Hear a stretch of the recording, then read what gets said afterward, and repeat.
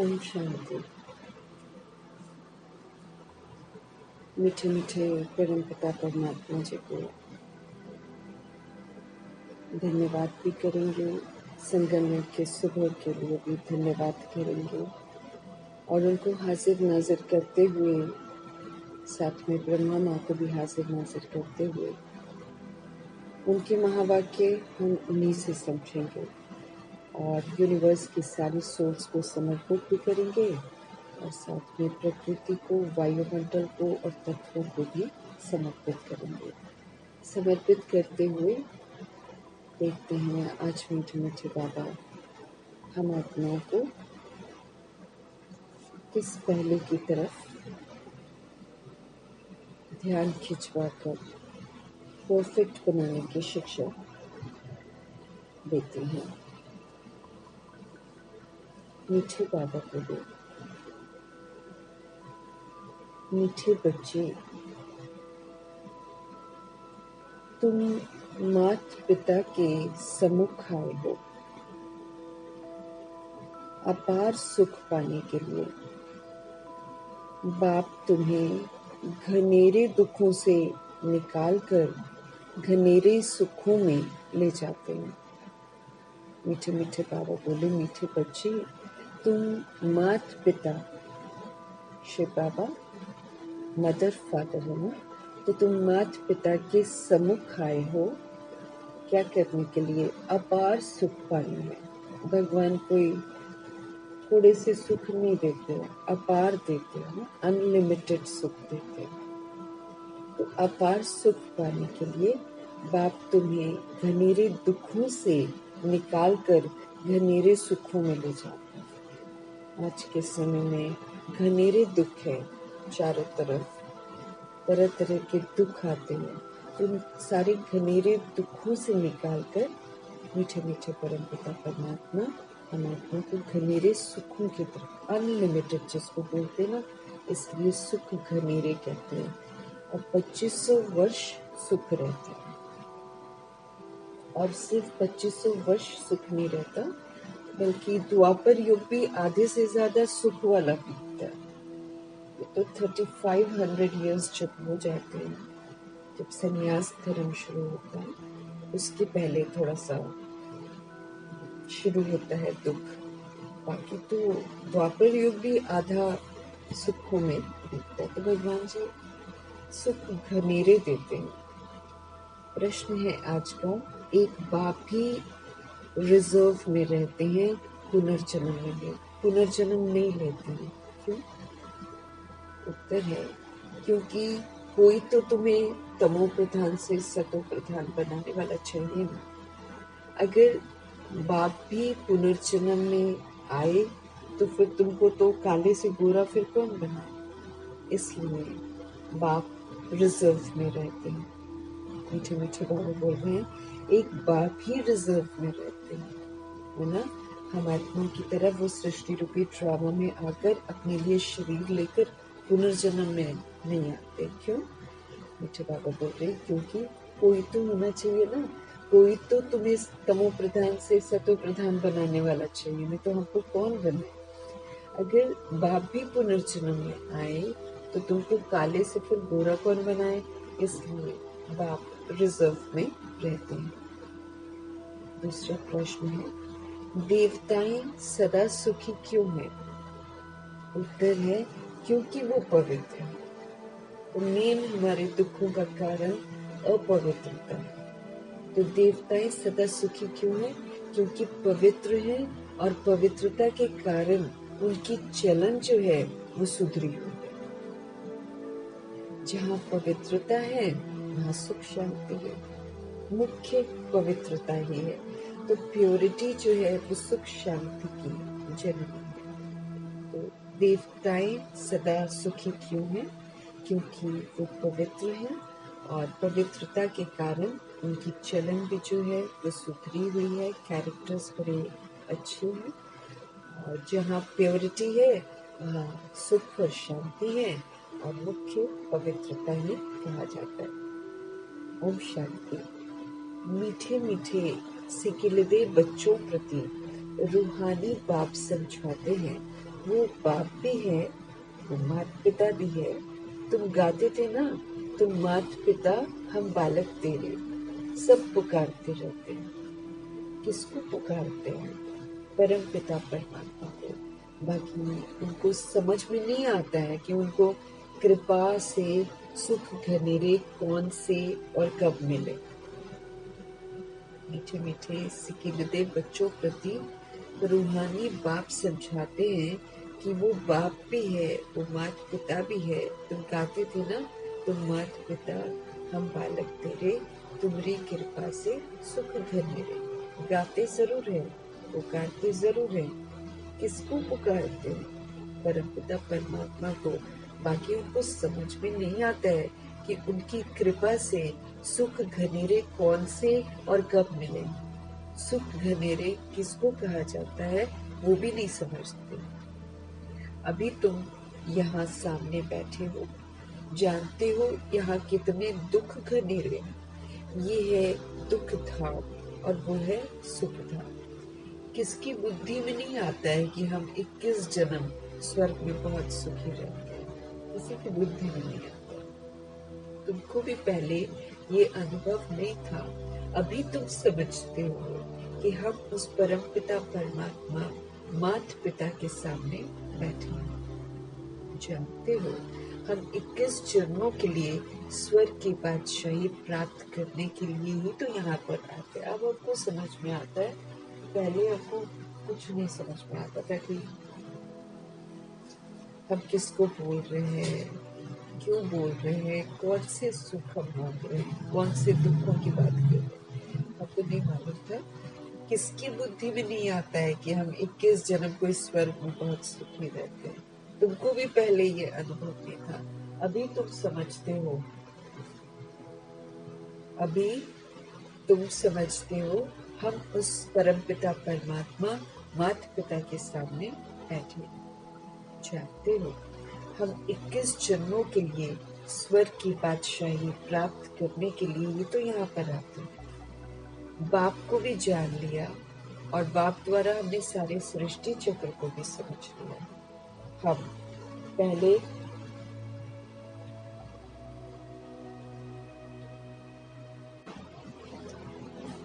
ये तुम यहाँ सामने बैठे हो, जानते हो वहाँ कितने दुख घनेरे हैं। ये है ही दुख धाम। ये वो है सुख धाम जिसका जिक्र कर रहे हैं भगवान। किसी की बुद्धि में नहीं आता कि हम 21 जन्म स्वर्ग में बहुत सुखी रहते हैं। तुमको भी पहले यह अनुभव नहीं था, अभी तुम समझते हो। हम उस परम पिता परमात्मा माता पिता के सामने बैठे हैं। जानते हो हम 21 जन्मों के लिए स्वर्ग की बादशाही प्राप्त करने के लिए ही तो यहाँ पर आते हैं। बाप को भी जान लिया और बाप द्वारा सारे सृष्टि चक्र को भी समझ लिया है। हम पहले घनेरे सुख में थे, फिर दुख में आए। ये भी नंबरवार हर एक की बुद्धि में रहता है। स्टूडेंट को तो हमेशा याद रहना चाहिए ना, परंतु बाबा देखते हैं कि ये तो घड़ी घड़ी भूल जाते हैं, इसलिए फिर मुरझा जाते हैं। छुई मुई अवस्था हो जाती है, माया फिर वार कर लेती है। वो जो खुशी होनी चाहिए ना, वो नहीं रहती है। नंबरवार मर्तबे तो है ना, स्वर्ग में तो जाते हैं, परंतु वहां भी राजा से लेकर रंक तक रहते हैं। सारे तो राजा नहीं बनते, साहूकार भी बनते हैं, प्रजा भी बनते हैं, दास दासी भी बनते हैं। वो गरीब प्रजा और वो साहूकार स्वर्ग में भी ऐसे हैं तो नरक में भी ऐसे हैं, ऊंच और नीच। अभी तुम बच्चे जानते हो हम पुरुषार्थ करते हैं सुख घनेरे पाने के लिए। इन लक्ष्मी नारायण को सबसे जास्ती सुख घनेरे हैं।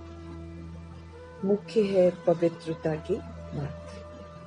पवित्रता के सिवाय पीस भी नहीं हो सकती है, प्रॉस्पेरिटी भी नहीं हो सकती है। तो पवित्रता तो बहुत गहरी है। भगवान हमको कहते भी हैं कि जब कभी आपके जीवन में दुख और अशांति आते हैं, आप सबसे पहले चेक करो, कहीं ना कहीं प्योरिटी की कमी आ जाती है। है ना। अब देखो बाबा बोलते हैं सात्विक खाओ। अगर हम कहीं पर कुछ भी गड़बड़ खा लेते हैं तो फिर तबीयत खराब होती है। तो वो भी हो गया ना, इम्प्योरिटी हो गया कि हमने कुछ अच्छा नहीं खाया, उसकी वजह से हो गया। तो मैंने कुल मिलाकर कहीं ना कहीं हम भगवान जी की श्रीमत की अवज्ञा कर जाते हैं, फिर हमको कुछ ना कुछ प्रॉब्लम्स आ जाती हैं। परंतु वहाँ भी बाबा कहते हैं राजा से लेकर रंक तक रहते हैं, गरीब प्रजा वो साहूकार।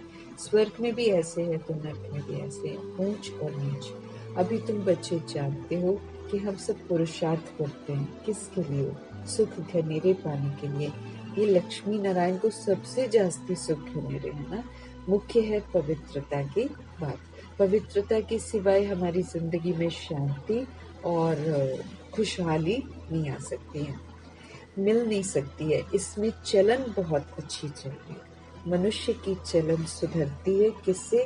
प्योरिटी से ही सुधरती है। प्योरिटी, सद्गुण, पवित्रता। जब पूरी किताब की पवित्रता हमारे में आती है तो चरित्र सुधरता है, फिर हमको मिलता है सुख, असीम सुख मिलता है। पवित्र है तो उनको देवता कहा जाता है। तुम यहाँ आए हो किस लिए? देवता बनने के लिए। देवताएं जो हैं वो सदा ही सुखी थे। मनुष्य कोई सदा सुखी तो हो ही नहीं सकता है ना। सुख होता ही है किसको? देवताओं को। इन देवताओं की ही तुम पूजा करते थे ना, क्योंकि पवित्र थे। सारा मदार है पवित्रता पर। विघ्न भी इसमें ही पड़ते हैं। चाहते हैं दुनिया में पीस हो। बाबा कहते हैं सिवाय पवित्रता के, शांति के कभी भी हो न सके। पीस चाहिए, दुनिया में पीस चाहिए। बाबा कहते हैं सिवाय पवित्रता के शांति हमारी जिंदगी में हो नहीं सकती।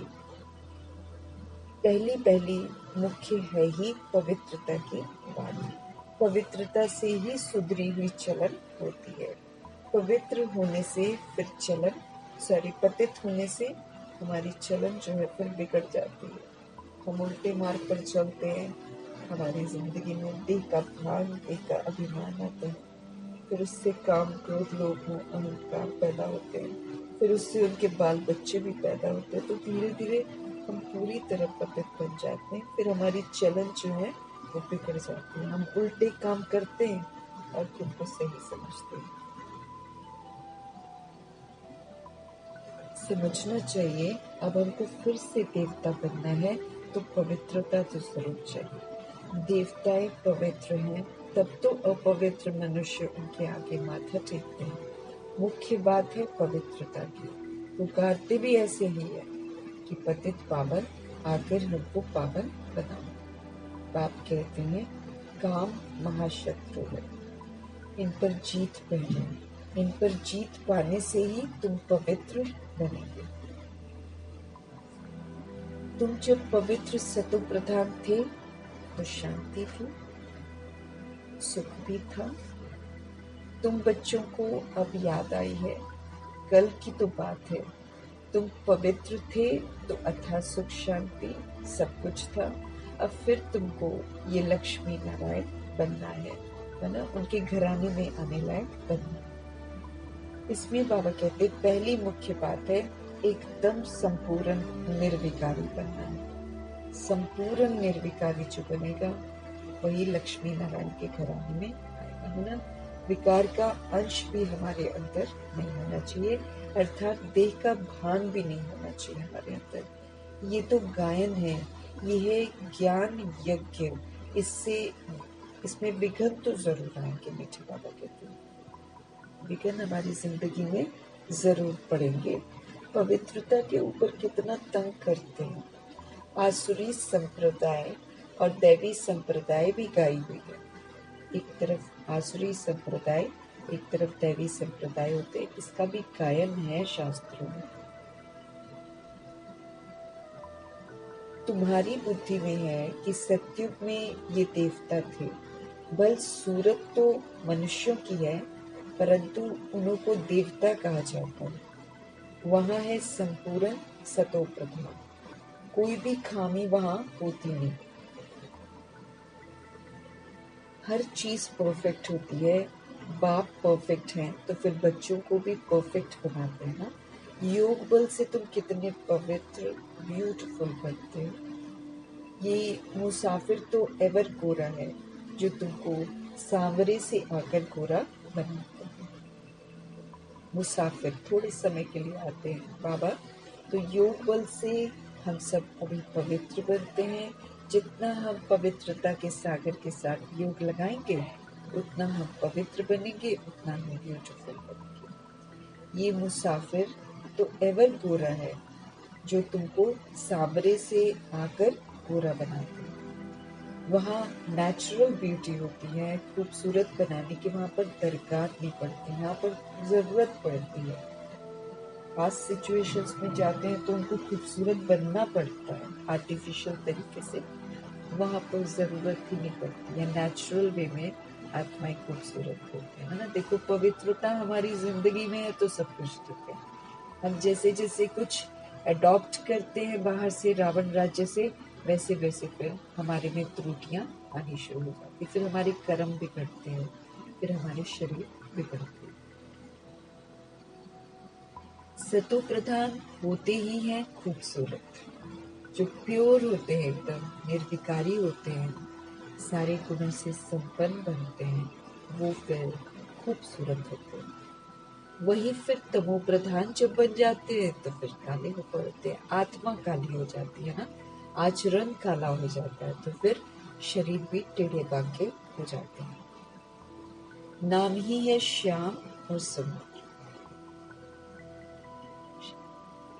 श्री कृष्ण को श्याम और सुंदर क्यों कहते हैं, इसका अर्थ कभी कोई बता ही न सके सिवाय बाप के।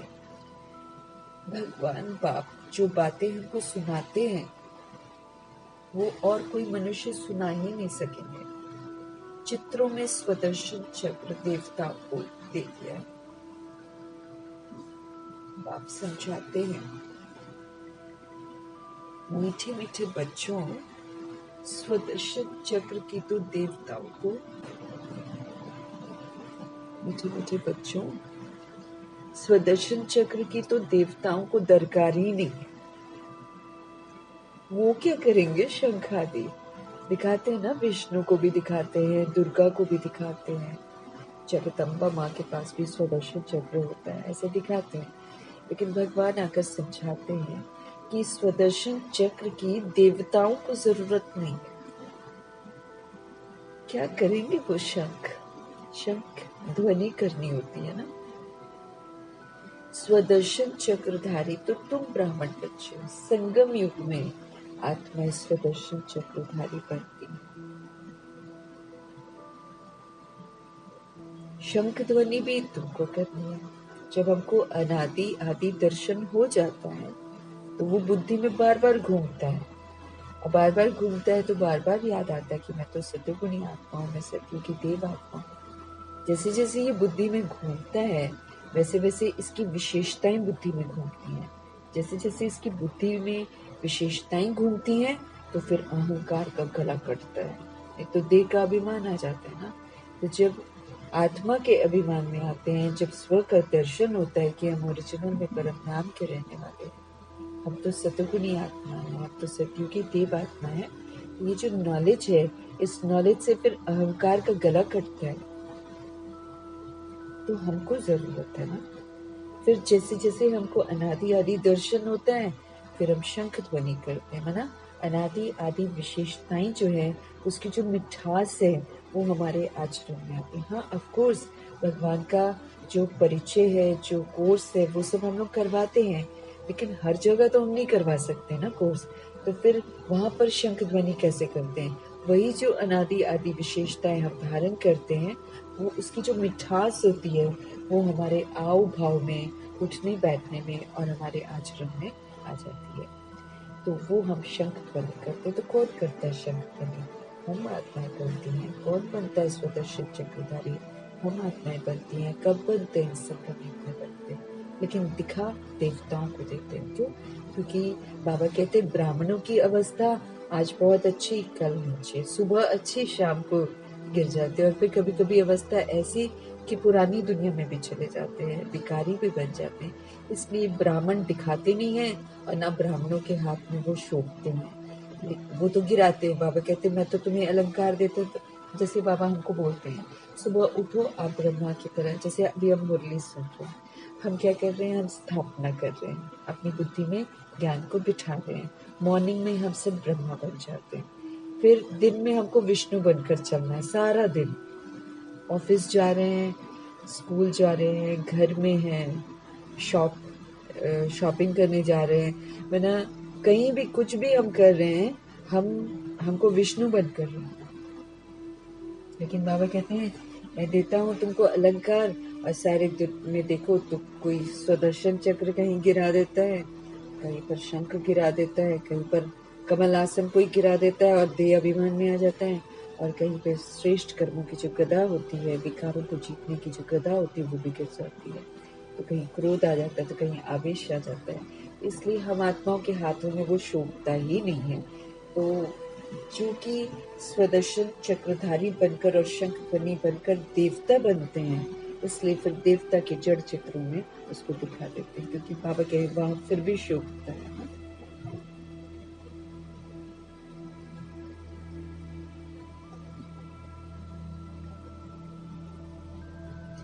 तुम जानते हो अब विश्व में कैसे शांति स्थापन हो रही है, साथ में चलन भी अच्छी चाहिए। भक्ति मार्ग में भी तुम देवताओं के आगे जाकर अपनी चलन का वर्णन करते हो ना, परंतु देवताएं कोई तुम्हारे चलन को सुधारते नहीं है। भक्ति मार्ग में भी तुम देवताओं के आगे जाकर अपनी चलन का वर्णन करते हो ना, हम नीच हैं, हम पापी हैं, कपटी हैं, आप ये हो, आप वो हो, कितनी महिमा करते हैं और उनके सामने जाकर अपने जो भी चरित्र की गिरावट है उसका भी विवरण करते हैं। तो भगवान हमको समझ देते हैं कि तुम जब देवताओं के आगे जाकर अपनी चलन का वर्णन करते हो तो देवता आपकी चलन को सुधारते नहीं है ना, तो सुनते ही नहीं है। वो एक जड़ मूर्ति है, वो क्या सुनेगी और क्या करेगी। ये तो बाबा ने कल बताया ना कि ये हम संगम युग में बहुत सारी दुआएं जब देते हैं ना, तो ऑटोमेटिकली वो जब जड़ चित्र किसी का बनता होगा जिसमें दुआएं भी होंगी, उसके चित्र के सामने लोग जाते होंगे तो उनको ऐसा महसूस होता होगा कि उनको ब्लेसिंग्स मिलती है। बाकी ऐसा थोड़ी है कि वो जड़ मूर्ति आकर कुछ करती है, वो थोड़ी सी टूट जाती है तो लोग इधर उधर फेंक देते हैं। तो ऐसा थोड़ी होता है कि 10 दिन तुमने पूजा करी तो वो देवी बन गई और 10वें दिन ले जाके तुमने पानी में फेंक दिया तो वो देवी खत्म हो गई। वरना अंधविश्वास में रहती है ना आत्माएं, तो बाबा समझ देते कि वो जड़ चित्र किसी की बात नहीं सुनते और ना वो हमारी चलन को सुधारते हैं। परंतु देवताएं कोई तुम्हारी चलन को सुधारते नहीं है। सुधारने वाला तो और है ना, वो शिव बाबा तो निराकार हैं। उनके आगे ऐसे नहीं कहेंगे कि आप सर्वगुण संपन्न हो, आप 16 कला संपूर्ण हो, आप संपूर्ण निर्विकारी हो, आप मर्यादा पुरुषोत्तम हो, आप ऐसे थोड़ी बोलोगे। शिव की महिमा ही तो अलग है। देवताओं की महिमा गाते हैं, परंतु हम ऐसे कैसे बने। आत्मा ही पवित्र और फिर आत्मा ही अपवित्र बनती है। अब तुम्हारी आत्मा पवित्र बन रही है, ये हमको सदा याद रखना है कि हम सब पवित्र बन रहे हैं। अटेंशन रहेगा तो फिर हम अपवित्रता वाला कोई कर्म नहीं करेंगे। जब आत्मा संपूर्ण बन जाएगी ना, तो फिर ये शरीर जो है ना पतित नहीं रहेगा, फिर जाकर पावन शरीर हम लेंगे। यहाँ तो पावन शरीर हो न सके। पावन शरीर तब हो ना जब प्रकृति भी सतो प्रधान हो। नई दुनिया में हर एक चीज सतो प्रधान होती है। अभी 5 तत्व तमो प्रधान है, इसलिए कितने उपद्रव होते रहते हैं, कैसे मनुष्य मरते रहते हैं, तीर्थ यात्रा पर जाते हैं, कोई एक्सीडेंट हुआ मर पड़ते हैं, जल पृथ्वी आदि कितना नुकसान करते हैं। ये सब तत्व जो है उनको मदद करते हैं। विनाश में अचानक बाढ़ आ जाती है, अचानक तूफान लगते हैं, ये नेचुरल आपदाएं हैं। बाबा कहते हैं अभी तो 5 तत्व, हम सब तमो प्रधान बन गए तो तत्व भी तमो प्रधान बन गए, इसीलिए तत्व जो है वो उपद्रव करते हैं। अब वो उपद्रव करते हैं तो हमारे कार्मिक अकाउंट्स उसी में सेटल होते हैं। कैसे मनुष्य मरते रहते हैं, तीर्थ यात्रा पर जाते हैं, कोई एक्सीडेंट होता है फिर मर पड़ते हैं। आजकल तो ऐसा होता है कि पूरी की पूरी बस जो है खाई में गिर जाती है, पानी में गिर जाती है। सब तीर्थ करने जाते हैं तो जल, पृथ्वी आदि कितना नुकसान करते हैं। हमने नुकसान करा है उसका तो फिर वो भी करते हैं। हिसाब किताब बन जाता है ना, हमारा किसी के साथ भी हिसाब किताब बनता है तो फिर वो हमारे चुकते होते हैं। ये तत्व हमारी मदद भी करते हैं। अब इतनी तमो प्रधान सृष्टि को खत्म करना, उसको क्लीन करना और फिर से उसको एक सतयुग की तरह बनाना, वो तो प्रकृति का ही कार्य है ना, वही करते हैं। तो ये सब तत्व जो है उनको मदद करते हैं। विनाश में अचानक बाढ़ आ जाती है, अचानक तूफान लगते हैं, ये नेचुरल आपदाएं हैं। वो बॉम्ब्स आदि जो बनाते हैं वो भी ड्रामा निंदनीय है। उनको ईश्वरीय आपदाएं नहीं कहेंगे, बॉम्ब्स को ईश्वरीय आपदाएं नहीं कहेंगे। ये जो प्रकृति नेचुरल कैलामिटीज लेकर आती है इसको भी ईश्वरीय आपदा नहीं। भगवान जी थोड़ी इसमें शामिल होते हैं। भगवान अपने बच्चों को थोड़ी नुकसान पहुंचाएगा कि भाई तुम मर, तू ऐसा हो। भले हम लोग गलतियां करते हैं लेकिन भगवान हमको सुधारते जरूर है, सुधरने की विधि जरूर बताते हैं और सावधानियां भी देते हैं, बचाने की हर कोशिश करते हैं। लेकिन कभी भी हम जब उनका कहना नहीं मानते हैं तो वो ऐसे आपदाएं लेकर नहीं आते हैं कि आपदाएं लाए और किसी को बर्बाद करते हैं, ऐसा नहीं करते।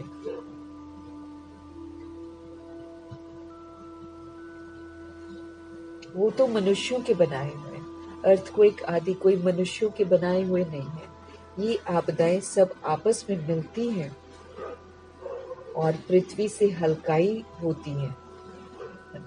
तुम जानते हो कैसे बाबा हमको एकदम हल्का बनाकर साथ ले जाते हैं।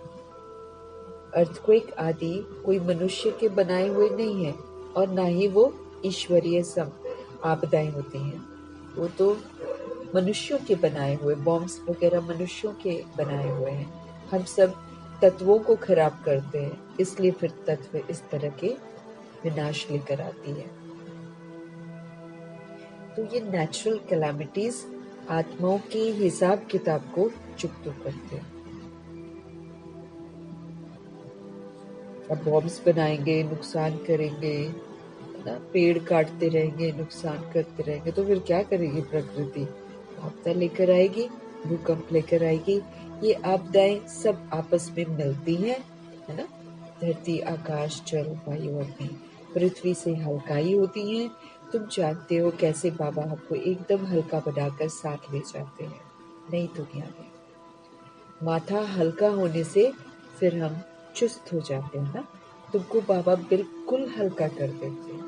देह का भान छोड़ो, देह का अभिमान छोड़ो, देह के संपत्ति छोड़ो, देह के वैभव छोड़ो, देह की वस्तु छोड़ो, देह के संस्कार छोड़ो, स्वभाव छोड़ो, सब कुछ छुड़वा के एकदम हम आत्माओं को हल्का बनाते हैं। और हम जैसे हल्के हो जाते हैं हम फिर बहुत चुस्त हो जाते हैं। तुमको बाबा बिल्कुल हल्का कर देते हैं, सारे दुख दूर हो जाते हैं। अभी तुम सबका माथा बहुत भारी है, फिर सब हल्के, शांत, सुखी हो जाएंगे। जो जिस धर्म वाले होते हैं सबको खुशी होनी चाहिए ना कि बाबा हमारे आए हुए हैं सभी की सदगति करने के लिए। जब पूरी स्थापना हो जाती है तब फिर सारे धर्म जितने भी हो जाते हैं ना तो सारे विनाश हो जाते हैं। आगे तुम्हारी बुद्धि में ये ख्याल भी नहीं था, अभी समझते हो। गायन भी है, ब्रह्मा के द्वारा स्थापना होती है, बाकी अनेक धर्म सब विनाश। ये कर्तव्य एक बाप ही करते हैं। अभी हम सभी समझते हैं। गायन भी है कि ब्रह्मा के द्वारा क्या होती है, स्थापना होती है, बाकी अनेक धर्म जितने भी हैं वो सारे विनाश हो जाते हैं। ये कर्तव्य जो है एक बाप ही करते हैं, दूसरा कोई कर ना सके सिवाय एक शिव बाबा के। ऐसा अलौकिक जन्म और अलौकिक कर्तव्य किसका हो नहीं सकता। और बाप है ऊंच ते ऊंच, तो उनका कर्तव्य भी डेफिनेटली ऊंचा होता है। करन करावन हार है ना बाबा, ऊंचे कार्य बाबा ही कराते हैं। तुम नॉलेज सुनाते हो, बाप आया हुआ है इस सृष्टि से पाप आत्माओं का बोझ उतारने के लिए। हम सभी पाप आत्माएं बोझिल हो जाती है, हम आत्माओं के बोझ को प्रभु ही आकर उतारते हैं। ये तो गायन भी है ना, बाप आते हैं एक धर्म की स्थापना और अनेक धर्मों का विनाश करने के लिए। तुमको अब कितना ऊंच महात्मा बना रहे हैं। महात्मा देवता बिगर कोई होता नहीं। यहाँ तो अनेकों को महात्मा कहते रहते हैं, पर मीठे परमात्मा आकर समझाते हैं। महात्मा कहा जाता है महान आत्मा को। तो आज के समय में महान तो कोई है नहीं, देवता महान होते हैं, परंतु महात्मा कहा जाता है महान आत्मा को। राम राज्य कहा जाता है स्वर्ग को। हर लोग दुनिया में कलयुग को राम राज्य कहते हैं। लड़ाई झगड़े मार पीट खून खराबा क्राइम इतना कॉमन हो गया है, गरीबी है, इसको राम राज्य थोड़ी कहते हैं, क्योंकि वो रामचंद्र को राम समझ लेते हैं और फिर मूर्तियां उनकी स्थापन करते हैं और बोल देते हैं राम राज्य आ गया। और यहाँ दुनिया भर की हिंसात्मक चीजें होती हैं। अब बाबा आकर हमको समझ देते हैं कि राम कहते किसको है और राम राज्य कौन स्थापन करता है। वो तो निराकार राम स्थापन करते हैं, उसमें कभी दुख नहीं होता, कभी कोई पाप नहीं होता। स्वर्ग को राम राज्य कहते हैं। वहाँ रावण राज्य ही नहीं है, तो विकार का सवाल ही नहीं उठ सकता। इसलिए उसको कहा जाता है एकदम संपूर्ण निर्विकारी। जितना हम संपूर्ण बनेंगे उतना बहुत समय सुख पाएंगे। अपूर्ण तो इतना सुख पा ही न सके। स्कूल में भी कोई संपूर्ण कोई अपूर्ण होते हैं ना, फर्क दिखाई पड़ता है। डॉक्टर माना डॉक्टर, परंतु कोई की पगार बहुत कम, कोई की बहुत जास्ती होती है। वैसे ही देवताएं तो देवताएं होते हैं, परंतु मर्तबे का फर्क कितना पड़ जाता है। बाप आकर तुमको ऊंच पढ़ाई पढ़ाते हैं। श्री कृष्ण को कहते हैं श्याम सुंदर, सांवरा कृष्ण भी दिखाते हैं। श्री कृष्ण सांवरा थोड़ी होता है, नाम रूप तो बदल जाता है ना। अब आत्मा तो वही है, आत्मा जरूर सांवरी बनती है, लेकिन उस समय उनका नाम भी बदल जाता है, उनका रूप भी बदल जाता है। वो श्री कृष्ण थोड़े होते हैं, लेकिन क्या करें ना, नहीं दिखा सकते हैं सोल को ना। इसलिए ड्रामा में जब यादगार बनता है तो फिर वो उसी स्वरूप का बनता है, एक गोरा और एक काला। आत्माएं बनाती है, लेकिन आत्मा को मालूम नहीं है कि भाई हम गोरा और काला क्यों बनाते हैं। उनसे जाकर पूछो भाई ऐसा क्यों बनाते हैं, तो नहीं मालूम है उनको। ये तो हमारे प्रभु जी आते हैं, फिर हमको बताते हैं कि हम सब करते क्या है और क्यों करते हैं।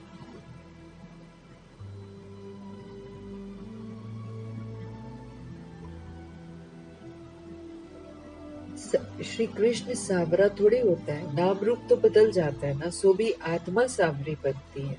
भिन्न भिन्न नाम रूप देश काल अभी तुमको समझाया जाता है, तुम समझते हो बरोबर। हम शुरू से लेकर कैसे पाठ में आए हैं। पहले हम सब देवता थे, फिर देवता से हम सब असुर बने। बाप ने 84 जन्मों का राज भी हमको समझाया है, जिसका और कोई को पता ही नहीं है। बाप ही आकर सारे राज समझाते हैं। बाप कहते हैं मेरे लाडले बच्चे, तुम हमारे साथ घर में रहते थे ना, तुम भाई भाई थे ना, सब आत्माएं थी, शरीर नहीं था। अब हमको समझ देते हैं, बाप था और तुम भाई भाई थे और कोई संबंध नहीं था।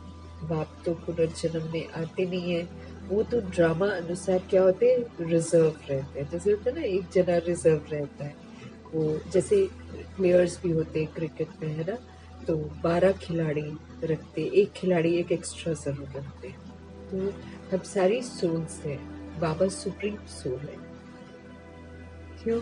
वो कभी आते नहीं ड्रामा में, इसलिए उनकी जो खूबसूरती है, उनकी जो विशेषताएं हैं, उनकी जो शक्तियां हैं, उनकी जो पवित्रता है, वो बिल्कुल बरकरार रहती है। इसलिए वो सुप्रीम सोल कहलाते हैं। वो रिजर्व रहते हैं। उनका पाठ है ऐसा, तुमने कितना समय पुकारा है, और वो भी बाप ने बताया है। हमको तो ये भी नहीं मालूम था कि हम कब से उनको पुकार रहे हैं।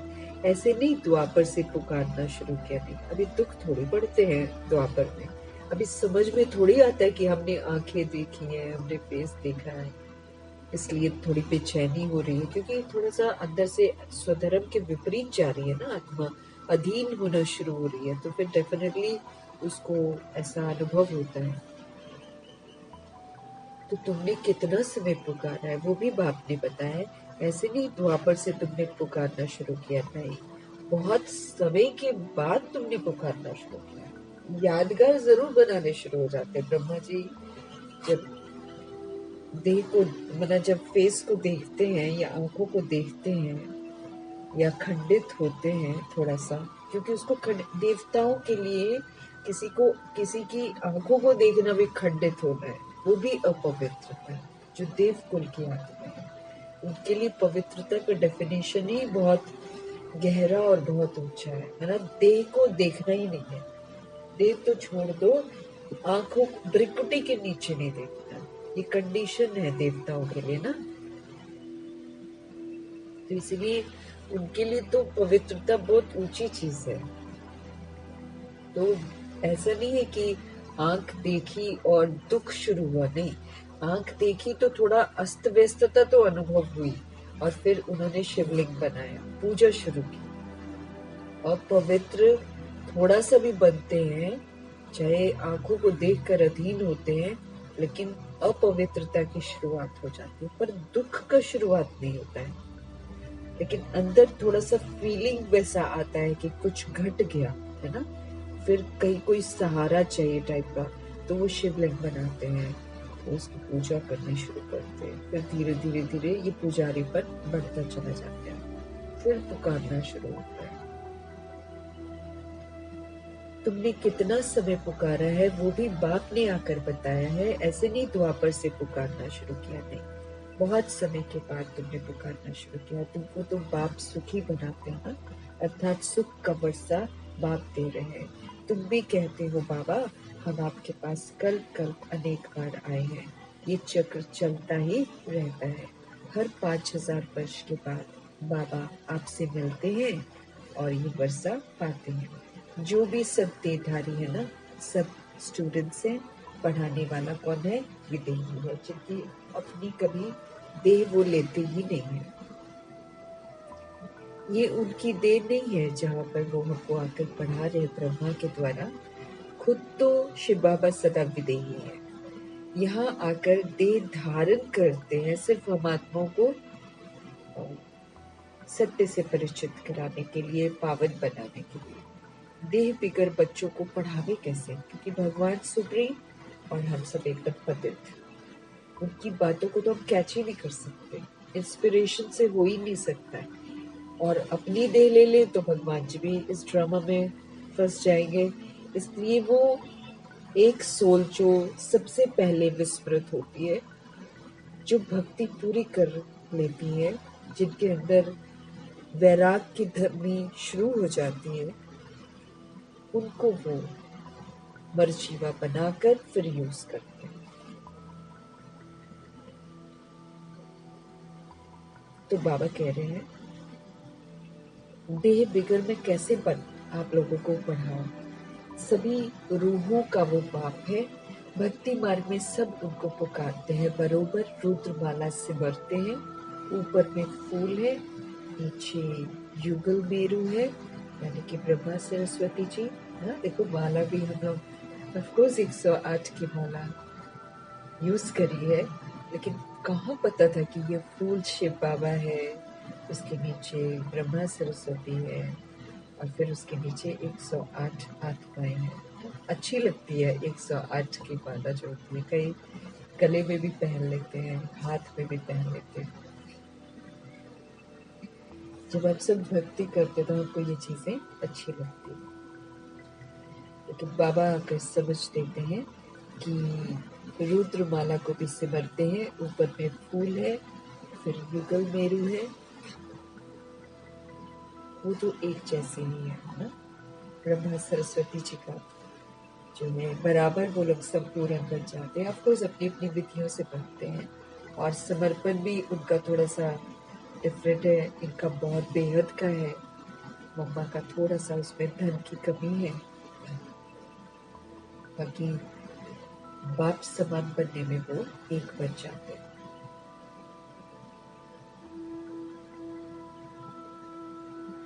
ऊपर ऊपर में है फूल और युगल मेरू, वो तो एक जैसे ही है। फूल को क्यों नमस्कार करते हैं, ये भी अभी तुमको पता पड़ा है कि माला किसकी फेरते हैं? देवताओं की माला फेरते हैं या तुम्हारी फेरते हैं? माला देवताओं की है या तुम्हारी है? देवताओं की नहीं कहेंगे, ये ब्राह्मण ही है जिनको बाप बैठकर पढ़ाते हैं। ब्राह्मण से फिर तुम देवता बन जाते हो। तो वो जो 108 पास होते हैं और जो दो ब्रह्मा सरस्वती जी हैं, उन्हीं को तो लोग पूजते हैं। उनके उच्चतम पुरुषार्थ को पूजा जाता है। मतलब भगवान के कहने पर जो अष्ट शक्तियों को धारण करके संपूर्ण बनते हैं, नंबरवार बनते हैं ऑफकोर्स, लेकिन फिर भी संपूर्ण बनते हैं। आठों शक्तियों को धारण करते हैं, उनकी माला बनती है ना। फिर जो बाबा के कहने पर ऐसा बनते हैं, फिर भगवान के साथ उनका भी पूजन होता है। तो माला में पूजन होता है या फिर वो शालिग्राम के रूप में पूजन होता है। फिर तीसरा पूजन देवताओं के रूप में भी होता है। तो बाबा सारे राज आकर हमको समझाते हैं कि फूल को क्यों नमस्कार करते हैं। ये भी अब हमको पड़ा है कि अब किसको नमस्कार कर रहे हैं। 108 रत्न बनाने वाले शिव बाबा को नमस्कार करते हैं। ये भी अभी तुमको पता पड़ा है कि माला किसकी फेरते हैं ना। फिर बाबा समझाते हैं कि ये ब्राह्मण ही है जिनको बाप बैठकर पढ़ाते हैं। ब्राह्मण से फिर तुम देवता बन जाते हो, ब्राह्मण से फिर तुम देवता बन जाते हो, अभी पढ़ते हो, फिर वहां जाकर देवता मर्तबा पाते हो। माला तुम ब्राह्मणों की है जो तुम बाप द्वारा पढ़कर मेहनत कर फिर देवता बन जाते हो, जो फरिश्ते बन जाते हैं, उनकी माला बनती है। बलिहारी पढ़ाने वाले की है। बाप ने बच्चों की कितनी सेवा की है, वहां तो कोई बाप को याद भी नहीं करते। भक्ति मार्ग में तुम माला फेरते थे, अभी वो फूल आकर तुमको भी फूल बनाते हैं ना। वो खूबसूरत शिव पिता परमात्मा आकर हम आत्मा को रूहानी गुलाब बनाते हैं, खुशबूदार फूल बनाते हैं, अर्थात अपनी माला का दाना बनाते हैं। तुम गुलगुल बनते हो ना। आत्मा का ज्ञान भी तुमको मिलता है। सारे सृष्टि के आदि मध्य अंत का ज्ञान तुम्हारी बुद्धि में है, तुम्हारी ही महिमा है। तुम ब्राह्मण बैठ आप समान ब्राह्मण बनाकर फिर स्वर्गवासी देवी देवता बनाते हैं। देवताएं स्वर्ग में रहते हैं। तुम जब देवता बन जाते हो, वहां तुमको पास्ट प्रेजेंट फ्यूचर की नॉलेज नहीं होती है ना। देवताएं स्वर्ग में रहते हैं। तुम जब देवता बन जाते हो, मीठे बाबा कहते हैं, वहां फिर तुमको पास्ट प्रेजेंट फ्यूचर की नॉलेज नहीं रहती। सारा ज्ञान का स्वरूप बन जाते हैं, फिर ज्ञान की आवश्यकता नहीं रहती है। ना सृष्टि के ड्रामा के बारे में हमको कुछ याद रहता है। अभी तुम ब्राह्मण बच्चों को ही पास्ट प्रेजेंट फ्यूचर का ज्ञान मिलता है और कोई को भी ज्ञान नहीं मिलता। तुम बहुत बहुत भाग्यशाली हो, परंतु माया फिर भुला देती है। तुमको कोई ये बाबा नहीं पढ़ाते हैं, ये तो मनुष्य है, मतलब ब्रह्मा जी नहीं पढ़ाते हैं, ये भी पढ़ रहे हैं। ये तो सबसे लास्ट में था ना, सबसे नंबर 1 पतित, वही फिर नंबर 1 पावन बनते हैं। नंबर 1 पतित मतलब देवताओं की डेफिनेशन में जो पतित बना काउंट हो जाता है, उसको कहते हैं आजकल के लोगों की तरह पतित नहीं थे वो। आजकल तो बहुत गंदे तरीके से पतित है, वो वैसा वाला पतित नहीं बनते हैं। लेकिन चूंकि वो देव कुल की आत्मा है, इसलिए उनका उतना पतितपन भी है ना, क्योंकि आज की जो दुनिया है वो देवता थोड़ा सा पतित बनते हैं, और आज की दुनिया फिर हद से ज्यादा पतित बनती है, क्योंकि वो आते ही द्वापर और कलयुग में, इसलिए वो ज्यादा गिर जाते हैं। और देवकुल की आत्माएं तो 2500 वर्ष पवित्र रहती है।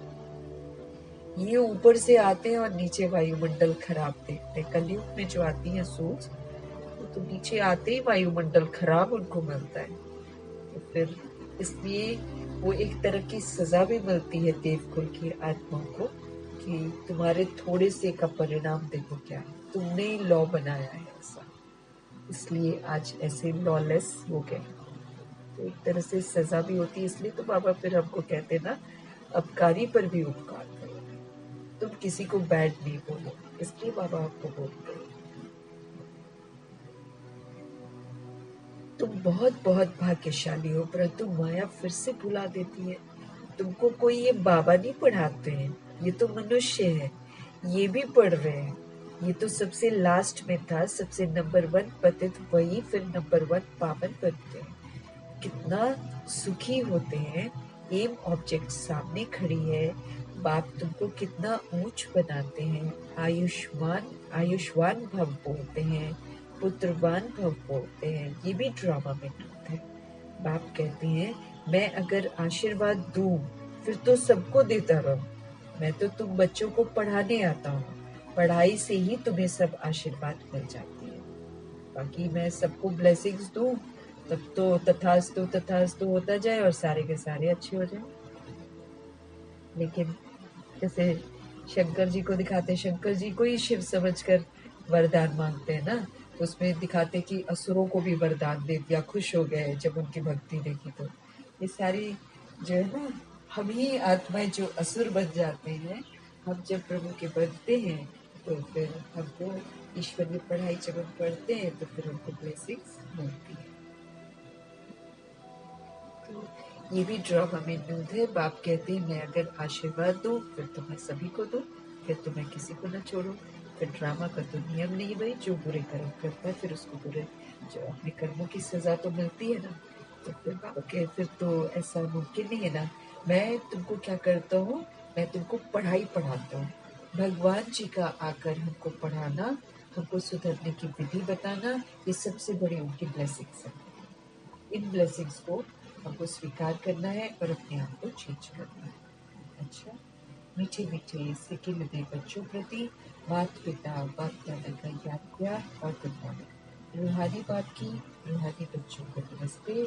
हम रूहानी बच्चों के लिए रूहानी बाप को दिल से, जान से, सिख से, प्रेम से, अदब से, पूरे रिगार्ड से, पूरी मोहब्बत से, पूरी रिस्पेक्ट से स्नेह भरी नमस्ते और तहे दिल से प्रभु जी का धन्यवाद। धन्यवाद करते हुए धारणा के लिए मुख्य सार,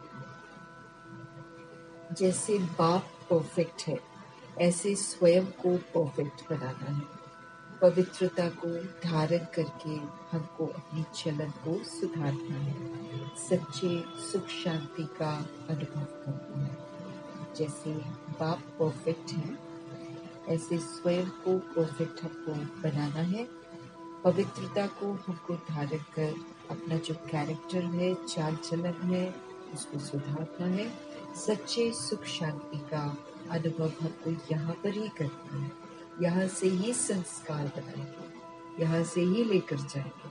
तो जितना हम प्योर होंगे वही प्योर वाले संस्कार हमारे साथ जाएंगे। सृष्टि के आदि मध्य अंत का ज्ञान बुद्धि में रखकर ब्राह्मण सु देवता बनाने की सेवा करनी है। अपने ऊंच भाग्य को कभी भी भूलना नहीं है। सृष्टि के आदि मध्य अंत का ज्ञान बुद्धि में रखकर ब्राह्मण सु देवता बनाने की हमको सेवा करनी है। अपने ऊंचे भाग्य को कभी भी नहीं भूलना है कि भगवान मिले, भगवान से हम जुड़े, भगवान के साथ हम पाठ बजा रहे हैं, अपने आप को पवित्र बना रहे हैं, फिर से मनुष्य से फरिश्ता, फरिश्ता से देवता बनाने, मनुष्य से ब्राह्मण, ब्राह्मण से फरिश्ता, फरिश्ता से देवता बनने का हमको भाग्य प्राप्त हुआ है। तो इतना ऊंचा भाग्य जहाँ supreme father, supreme teacher, supreme सदगुरु बनकर ऑलमाइटी अथॉरिटी खुद हमारे संग है इस समय, ये कितना ऊंचा भाग्य है, इसको कभी भी हमको भूलना नहीं है।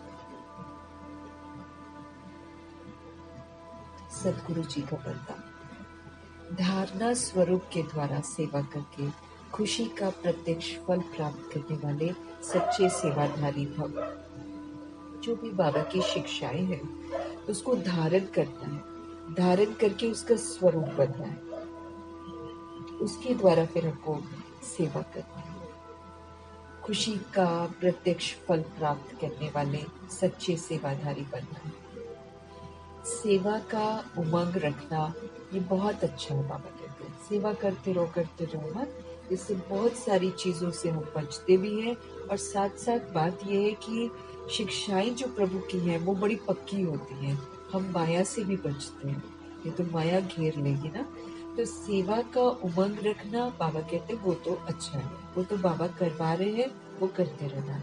लेकिन यदि सर्कमस्टेंस अनुसार सेवा का चांस हमको नहीं मिलता है तो अपनी अवस्था गिरावट व हलचल में नहीं ले जाना है ना। कई एक बार शुरू में जब बांधेलियों को समझ में नहीं आता है तो बांधेलियां सोचती है ना हम कैसे करें सेवा, हम तो घर वालों की भी नहीं कर सकते हैं, है ना। कोर्स कराने की बात जब करते हैं तो शुरू में हमको ऐसा ही लगता है कि कोर्स कराना सेवा है, तो हमको आता है कि हमारा तो सेवा में नंबर कैसे मिलेगा, है ना।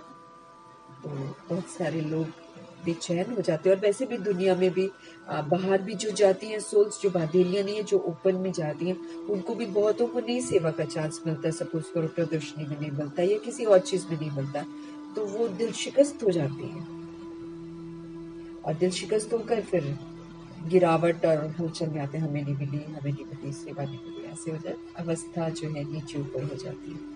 अगर ज्ञान सुनाने का चांस नहीं मिलता है, भगवान फिर हमको समझ देते हैं कि ठीक है आपको ज्ञान सुनाने का चांस नहीं मिलता है, लेकिन आप अपनी धारणा स्वरूप का प्रभाव डालते हो तो सेवा के मार्क्स उसी में जमा हो जाते हैं।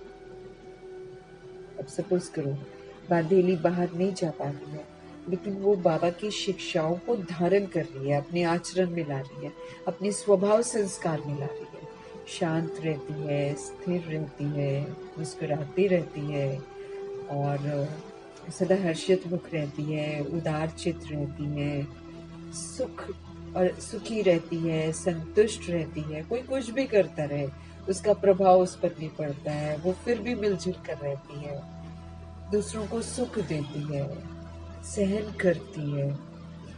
ये जो स्वरूप है धारणा का, एक न एक दिन उन सोल्स को बदल देता है, क्योंकि वो सोल्स क्या है, एक्चुअली वो सोल्स जो बाद में आती हैं वो हमारे से सीखती है ना सारा कुछ कहीं ना कहीं, इसलिए वो वही वाला व्यवहार करती हैं। फिर हमको फील होता है कि ये कैसे व्यवहार करते हैं, फील होता है ना, तो एक तरह से मेरा हिसाब किताब चुकता होता है। क्यों? क्योंकि हम लोग से वो लोग सीखे, फिर हमारा किया हुआ वो जब हम देखते तो बुरा लगता है ना, हमने भी वही किया होता है। अब जैसे हम लोग सभी विकारों में गए हैं, अब जब लोग विकार में जाते हैं तो हमको अच्छा नहीं लगता है, लेकिन जब अच्छा नहीं लगता तो जो फील आती है ना वो एक्चुअली हमारा हिसाब किताब चुकता होता है, हमको पता चलता है कि हमारे किए हुए का देखो परिणाम क्या है दुनिया में, उसके तो हिसाब सेटल हो गया। फिर वैसे में आपको शांत रहना है, स्थिर रहना है, प्रभाव मुक्त रहना है। तो जब बांधेली घर में रहते हुए बंदिशों में प्रभाव मुक्त रहे, लगाव मुक्त रहे, दबाव मुक्त रहे, और अपनी तरफ से सतोगुणी और सतयुगी पाठ बजाए तो सेवा में सारे मार्क्स जमा हो गए हैं, धारणा के ही तो मार्क्स हैं। कल भी बाबा ने बोला 25% हमारा थियोरी है, बाकी 75% हमारा प्रैक्टिकल स्वरूप हो, उसी के तो मार्क्स मिल रहे हैं। तो वो हमको प्रदर्शनी में ज्ञान सुनाने का या किसी को सुना नहीं मिला, नो प्रॉब्लम, सबसे ज्यादा मार्क्स तो धारणा के ही है, और फिर बांधेलियों का वो प्रदर्शनी वाला मार्क्स भी इसी में जमा हो जाता है। तो लेकिन आप अपनी धारणा स्वरूप का प्रभाव डालते हो तो सारी सेवा की मार्क्स जमा हो जाती है। धारणा स्वरूप बच्चे ही तो एक्चुअल में सच्चे सेवाधारी हैं। उन्हीं को तो बोला जाता है सेवाधारी। जैसे जनक दादी बोलती है, जब उनसे पूछा गया आप कौन सी सेवा करते हो, दादी बोलती मैं 100% अपने ऊपर अटेंशन रखती हूँ, दिस इज सेवा, है ना। तो हम 100% अगर बाबा की शिक्षाओं को पूरा अटेंशन में रखते हैं मतलब हम सेवा पर हैं। उसके लिए मुझे कहीं पर जाने की जरूरत भी नहीं, कोई खेत चल नहीं, कोई खर्चा नहीं, कोई कुछ नहीं, कोई धक्के नहीं खाने। हाँ, घर में ही अगर आप एक धारणा स्वरूप सोल बन जाओ तो चैरिटी बिगिंस एट होम। यहीं से फिर कितने आस पड़ोस सब तक प्रभाव पड़ जाएगा, क्योंकि पूरा परिवार ही चेंज हो जाएगा। तो भगवान जी समझ देते हैं कि हलचल में मत आओ कि मुझे वो सेवा नहीं मिली। धारणा स्वरूप बच्चे ही तो सच्चे सेवाधारी हैं। इन्हें फिर सर्व की, उन्हें जो धारणा स्वरूप होते हैं ना, वो सबको फिर सुख देते हैं, इन्हें फिर सबकी ब्लेसिंग्स। क्योंकि आजकल आत्माएं क्या चाहती हैं कि आप मुझे समझो, मैं नहीं समझ सकती, आप मुझे समझो, मैं सुख नहीं दे सकती हूँ, आप दो मुझे, मैं शांत नहीं रह सकती, आप मुझे शांति दो। आज का अवस्था आत्माओं की वो हो गई है। तो जब हम देने वाले बन जाते हैं, बाबा तो उनको वैसे भी दाता बनाते हैं, तो जब हम देने वाले बन जाते हैं तो हमें सबकी दुआएं बनती हैं। सेवा के रिटर्न में फिर प्रत्यक्ष फल हमको खुशी की भी अनुभूति होती है। तो बाबा हमको समझ दे रहे, इसलिए हमको दिल शिकस्त बिल्कुल नहीं होना। कहीं जाने को मिल रहा है, कोई दे रहा है सेवा, नहीं दे रहा, वो तो उसमें तो नाम रूप दे अभिमान 100 बातें आ जाती हैं। लेकिन इसमें मनसा सेवा करते रहो, धारणा की सेवा करते रहो। ये जो सूक्ष्म है, जो दिखाई नहीं देती है, ये दी बेस्ट सेवा है। इसमें न देह का अभिमान आता है। हम दिल से पूरे वर्ल्ड की सोल्स के लिए जब हम दुआएं करते हैं, वो कहीं ज्यादा प्रभावशाली है प्रदर्शनी समझाने से। हाँ, जब हमको मौका मिलता है तो हमको पीछे बिल्कुल नहीं हटना, तो प्रदर्शनी में भी समझाना है। लेकिन जब नहीं मिलता है तो धारणाओं पर, जैसे दादी बोलती है, 100% अपने ऊपर अटेंशन रखना है।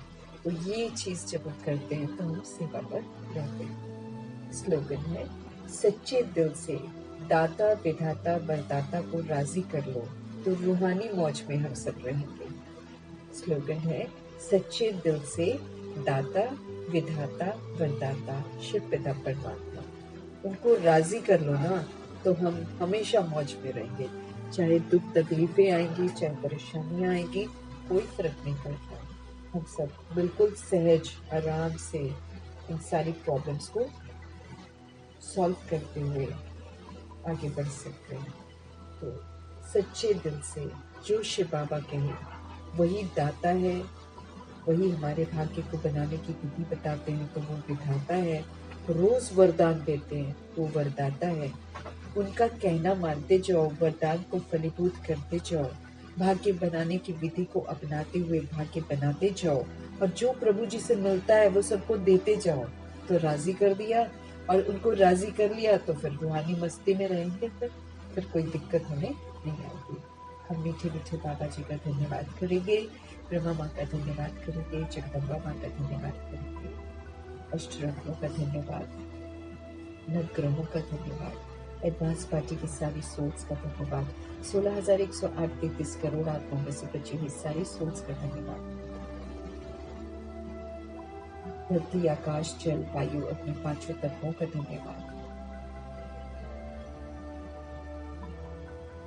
ड्रामा का धन्यवाद, प्रकृति का धन्यवाद, माया का धन्यवाद, यमदूत का धन्यवाद, द्वापर युग कलयुग की जितनी करोड़ों की आबादी, सबका धन्यवाद। विश्व कल्याणकारी हमको बनना है। चाहे कोई सोल कुछ भी करती हो, हमको उसके लिए अच्छा सोचना है। फिर साधनों का धन्यवाद, साधु बनाने वालों का धन्यवाद, साथ में रहने वाली सोल्स का धन्यवाद, सहयोगी आत्मा का धन्यवाद।